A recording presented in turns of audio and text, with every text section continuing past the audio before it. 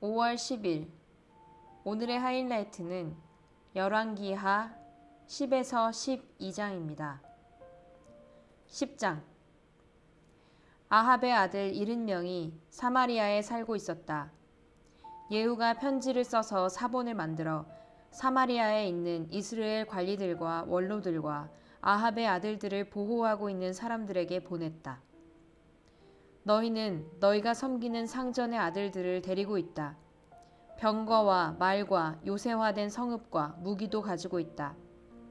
이제 이 편지가 너희에게 가거든 너희는 너희 상전의 아들들 가운데서 가장 훌륭하고 적합한 인물을 찾아서 그의 아버지의 왕좌에 앉히고 너희는 너희가 섬기는 상전의 가문을 편들어서 싸우도록 하여라.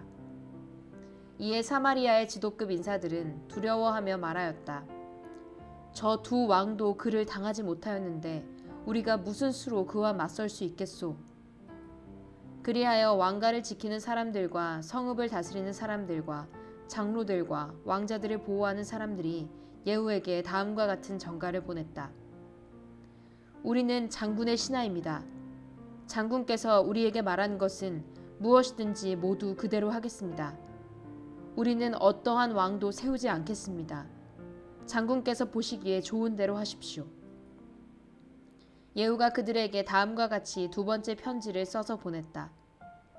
너희가 내 편이 되어 내 명령을 따르겠다면 너희 군주의 아들들의 목을 베어서 내일 이맘때까지 이스라엘에 있는 나에게로 가져오너라. 그때에 왕자들 70명은 그들을 키워준 그 성읍의 지도자들과 함께 있었다. 편지가 성읍의 지도자들에게 전달되자 그들은 그 왕자들을 잡아서 70명을 모두 죽인 다음에 그들의 머리를 광주리에 담아서 이스라엘에 있는 예후에게 보냈다. 전령이 와서 예후에게 그들이 왕자들의 머리를 가져왔다고 알리니 예후가 말하였다. 그 머리들을 두 무더기로 나누어 아침까지 성읍 어귀에 두어라. 아침이 되었을 때에 예후는 나가서 모든 백성에게 말하였다. 나는 내 옛 주인에게 영모를 꾀하여 그를 죽였습니다. 백성에게는 아무 잘못이 없습니다. 그러나 여기에 있는 이 모든 사람은 누가 죽였습니까? 백성 여러분은 아합의 가문을 두고 말씀하신 주님의 말씀이 그 어느 것 하나도 땅에 떨어지지 않았다는 사실만은 알아야 합니다. 주님께서는 그의 종 엘리야를 시켜 하신 말씀을 모두 이루셨습니다. 그런 다음에 예후는 이스라엘에 남아있는 아합 가문에 속한 사람을 모두 쳐 죽였다. 또 아합 가문의 관리들과 친지들과 제사장들을 하나도 남기지 않고 모두 죽였다. 그 다음에 예후가 이스라엘을 떠나 사마리아로 가는 길에 베데케 타로임에 이르렀다. 예후는 거기에서 이미 살해된 유다의 아하시야 왕의 친족들을 만나 그들이 누구인지를 물었다. 그들이 대답하였다. 우리는 아하시야의 형제들로서 이세벨 왕후와 왕자들과 왕의 친족들에게 문안을 드리러 내려왔습니다. 그러자 예후는 그들을 생포하라고 명령하였다. 부하들은 그들을 생포하여 베데켓의 한 구덩이에 넣어 죽였는데 무려 42명이나 되는 사람을 한 사람도 살려두지 않았다. 예후가 그곳을 떠나서 가다가 그를 만나러 오는 레갑의 아들 여호나답을 만났다. 예후가 그에게 안부를 물으며 말하였다. 내가 그대를 진심으로 믿듯이 그대도 그러하오? 그러자 여호나답이 그렇다고 대답하였다. 예후는 그렇다면 손을 내밀라고 하였다. 그가 손을 내미니 그를 수레에 올라오게 하였다. 그런 다음에 예후가 말하였다. 나와 함께 가서 주님을 향한 나의 열심이 어느 정도인지를 보도록 하시오. 예후는 여호나답을 자기의 병거에 태워 나란히 앉았다. 그리고 그는 사마리아에 이르러서 거기에 남아있는 아합의 지지자를 모두 죽였다. 이 모든 것은 주님께서 엘리야에게 말씀하신 대로 이루어진 것이다. 예후는 백성을 다 모아놓고 말하였다. 아합은 바알을 조금밖에 섬기지 않았지만 이 예후는 그보다 더 열심으로 섬기겠습니다. 그러니 이제 바알의 예언자들과 종들과 제사장들을 모두 나에게 불러다 주십시오. 바알에게 성대하게 제사를 드리려고 합니다. 그러므로 한 사람도 빠져서는 안 됩니다. 빠지는 사람은 어느 누구든지 살아남지 못할 것입니다. 예후는 바알의 종들을 진멸하려고 이러한 계책을 꾸민 것이다. 예후가 계속하여 말하였다. 바알을 섬길 거룩한 집회를 열도록 하시오. 그러자 집회가 공포되었다. 예후가 이스라엘 모든 곳에 사람을 보냈으므로 바알의 종들이 하나도 빠지지 않고 모두 왔다. 그들이 바알의 신전으로 들어가자 바알의 신전은 이 끝에서부터 저 끝까지 가득 찼다. 예후가 예복을 관리하는 사람에게 거기 모인 바알의 종들이 입을 예복을 모두 가져오라고 명령하였다. 그들에게 입힐 예복을 가져오니 예후와 레갑의 아들 여호나답은 바알의 신전으로 들어가서 바알의 종들에게 말하였다. 여기 여러분 가운데 주 하나님을 섬기는 종들이 있지는 않은지 살펴보십시오. 여기에는 다만 바알의 종들만 있어야 합니다. 이렇게 하여 그들이 제사와 번제를 드리려고 신전 안으로 들어갔을 때 예후는 밖에서 80명의 군인을 포진시켜 놓고 말하였다. 내가 너희 손에 넘겨준 사람을 하나라도 놓치는 사람은 그가 대신 목숨을 잃을 것이다. 번제를 드리는 일이 끝나자 예후는 호위병들과 시종무관들에게 말하였다. 들어가서 그들을 쳐라. 하나도 살아나가지 못하게 하여라. 그러자 호위병들과 시종무관들은 그들을 칼로 쳐서 바깥으로 내던졌다. 그리고는 바알 신전의 지성소에까지 들어가서 바알 신전의 우상들을 끌어내어 불태웠다. 바알의 우상들을 깨트렸을 뿐만 아니라 바알의 신전을 헐어서 변소로 만들기까지 하였는데 이것이 오늘까지도 그대로 있다. 이렇게 하여 예후는 바알 종교를 이스라엘로부터 쓸어내었다. 그러나 예후는 베델과 단에 세운 금송아지를 섬겨 이스라엘로 하여금 죄를 짓게 한 느밧의 아들 여로보암의 죄로부터 완전히 돌아서지는 못하였다. 주님께서 예후에게 말씀하셨다.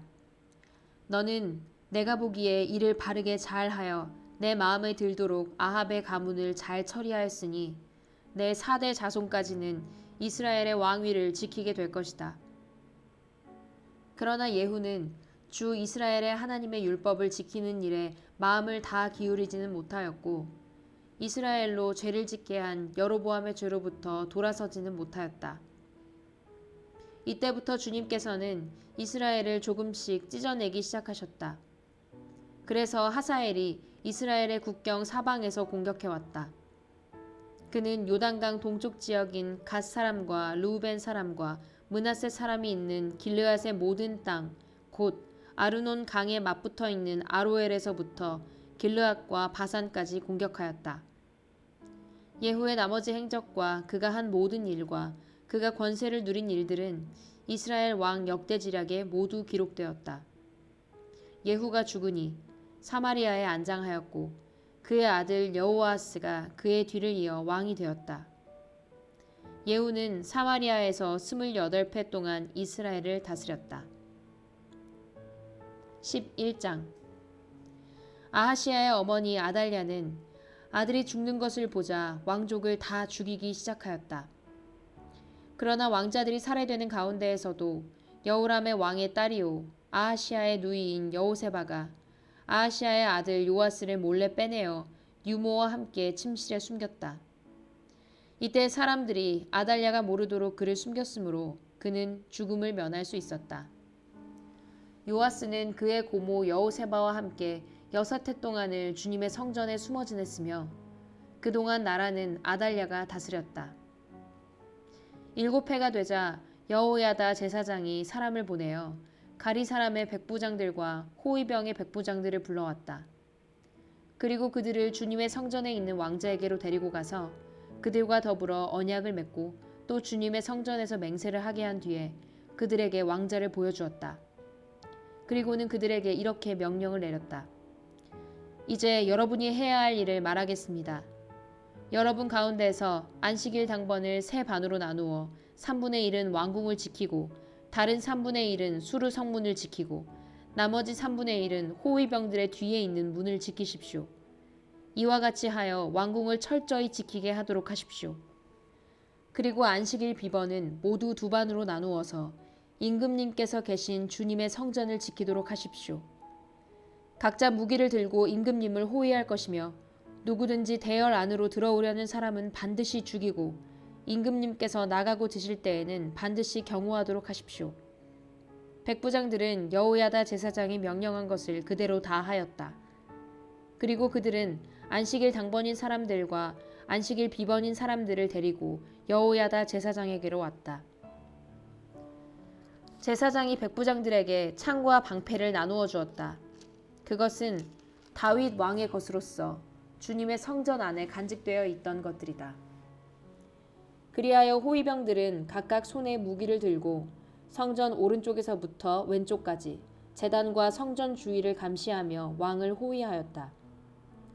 그런 다음에 여호야다 제사장이 왕세자를 데리고 나와서 그에게 왕관을 씌우고 왕의 직무를 규정한 규례서를 주고 기름을 부어 왕으로 삼으니 백성이 손뼉을 치며 임금님 만세 하고 외쳤다.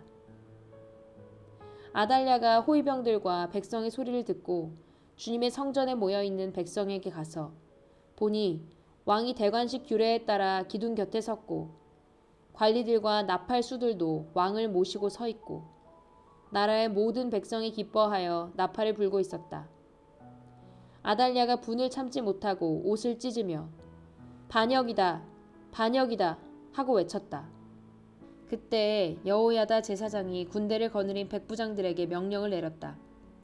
저 여자를 대열 밖으로 끌어내시오. 그리고 저 여자를 따르는 사람은 누구든지 칼로 쳐 죽이시오. 여호야다가 주님의 성전에서는 그 여자를 죽이지 말라고 하였으므로 그들은 그 여자를 끌어내어 군마가 드나드는 길을 통해 왕궁으로 들어가 거기에서 그 여자를 처형하였다. 여호야다는 이스라엘 백성이 주님의 백성이 되는 언약을 주님과 왕과 백성 사이에 맺게 하고 동시에 왕과 백성 사이에도 언약을 맺게 하였다.